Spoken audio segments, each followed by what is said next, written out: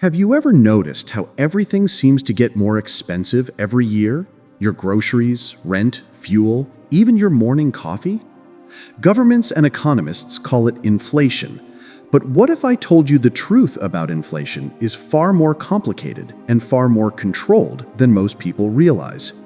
Today, we're going deep into what governments don't tell you about inflation and why it might not be as natural as they claim. Let's start with the basics. Inflation is supposedly the rate at which prices increase over time. Governments say a healthy inflation rate is around 2%. But here's a question. Who decides what's healthy? And more importantly, who benefits when prices rise? Because spoiler alert, it's not the average worker. When prices rise, your salary doesn't rise equally.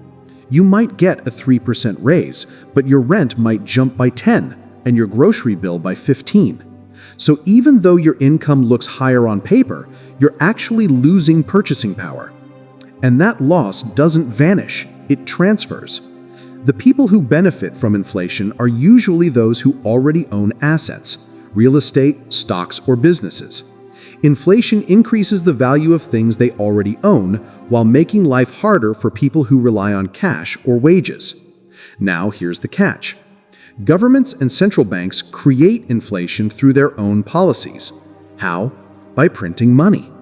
When central banks increase the money supply, it's like adding water to a pot of soup, more liquid but less flavor.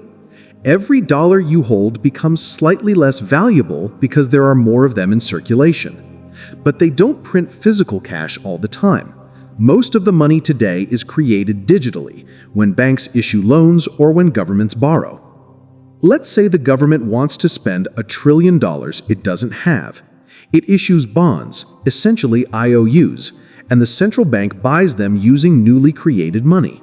Suddenly, there's more money chasing the same number of goods and services. Prices rise. The government gets to spend first before prices increase. You, on the other hand, feel the effect later when your cost of living goes up.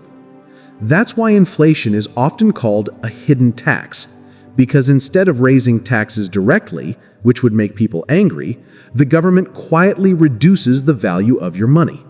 You don't notice it immediately, but over time, your savings buy less and less.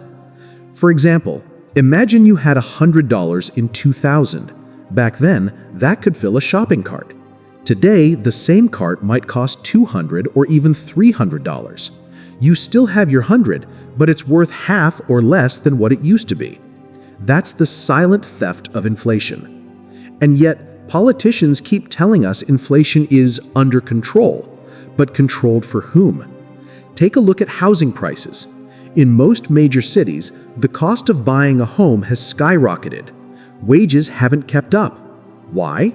Because cheap borrowing rates, kept low by central banks, allow investors and corporations to buy up properties in bulk, pushing ordinary people out of the market.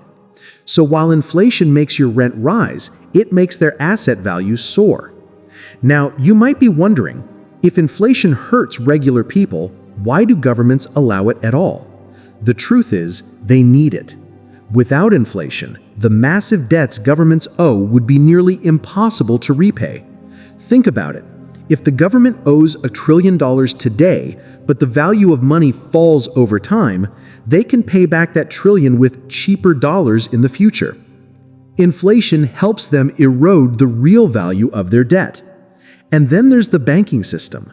Banks actually benefit from inflation because the money you owe them, say from a mortgage, also becomes cheaper in real terms over time. They charge interest, which usually rises faster than inflation, so they end up making more profit.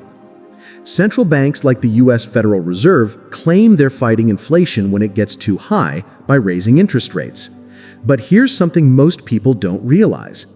These same banks helped cause inflation in the first place by keeping rates too low for too long. It's like setting a fire and then showing up with a bucket of water to be the hero. There's another layer to this, how inflation is actually measured. Governments use something called the Consumer Price Index, or CPI. It tracks the prices of a basket of goods, food, housing, clothing, etc. But that basket changes over time. If steak becomes too expensive, they might replace it with chicken. So even if your cost of living rises sharply, the official inflation number may stay low. It's like changing the scoreboard to make the game look better. This manipulation allows governments to underreport inflation and avoid paying higher benefits, such as pensions or cost of living adjustments.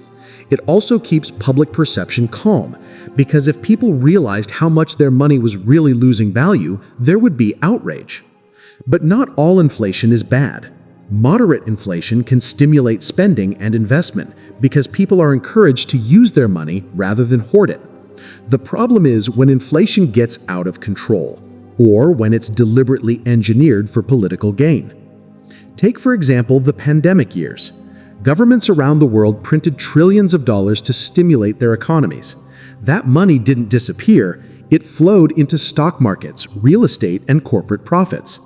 The rich became richer, while ordinary people saw grocery prices double. And yet officials blamed supply chain issues or global shocks, rarely admitting that their own money printing played the biggest role. Inflation also creates social divides. When basic goods like food and energy become expensive, lower-income families suffer most, while wealthier individuals can absorb the rise. Over time, inflation doesn't just erode your savings, it erodes trust. Trust in currency, trust in leadership, and trust in fairness. So what can you do about it? You can't stop inflation, but you can protect yourself from it. The first step is understanding that keeping all your money in cash or savings accounts is a losing game.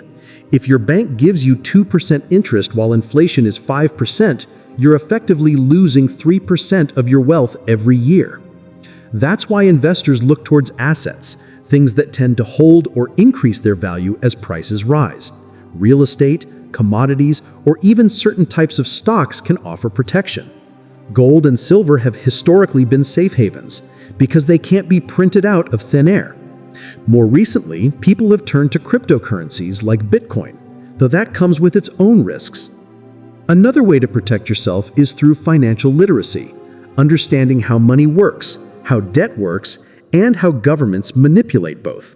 Because once you understand that inflation is not an accident, but a feature of the system, you can make smarter decisions. And perhaps the biggest truth of all is this: inflation is not just about numbers, it's about power. The power to decide who gets richer, who struggles, and who controls the future of money. Governments and central banks have no incentive to change the system because it benefits them. The longer inflation quietly eats away at your savings, the more dependent you become on credit, subsidies, and state programs. And the cycle continues. But awareness is the first step. When people start asking questions, when they demand transparency about money printing, about debt, and about the real cost of government spending, that's when accountability begins. So the next time you hear a politician say inflation is temporary or that it's under control, remember this: inflation isn't just rising prices, it's a transfer of wealth from those who earn to those who own. It's not about your coffee getting more expensive. It's about your future slowly being sold $1 at a time. And that's the truth about inflation, the truth governments don't want you to know.